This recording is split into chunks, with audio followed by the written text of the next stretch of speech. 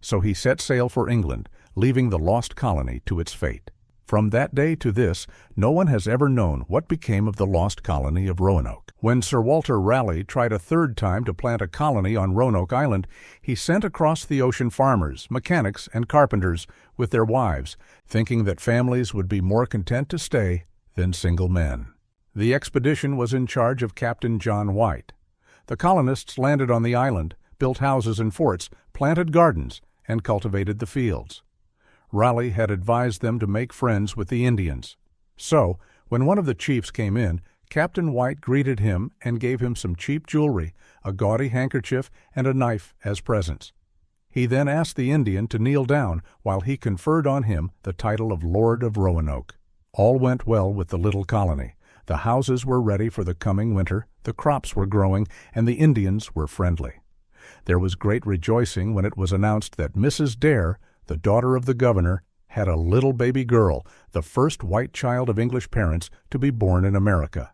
Governor White thought he might safely sail back to England in order to get some supplies for the winter.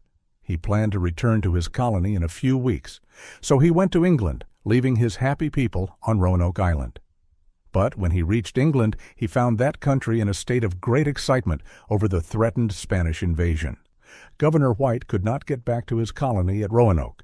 One ship was fitted out and ready to sail, but the government seized it and sent it off to fight the Spaniards. It was nearly 3 years before Governor White found himself on board his own ship, on his way to the colonists and to his little granddaughter. Land was sighted one day just after dark, and a light glimmered on shore. "That must be the home of one of the colonists," exclaimed the governor. Hastily, a boat was lowered, and he was rowed to shore. On landing, his men with him looked about, called aloud, blew trumpets, and fired off their guns, but there was not a sight or a sound of any of the colonists. All night they searched, and next day, at last they came to a few huts, broken down and long unused. There were also some torn bits of clothing scattered about. No signs could be found of any colonists having been near in a great while. On a tree nearby was carved the word Croatan.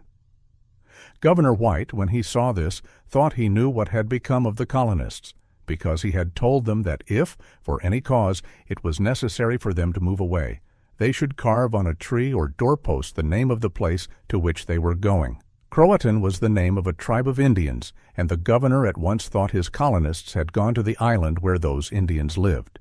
He tried to reach this island, but storms arose and blew him off his path.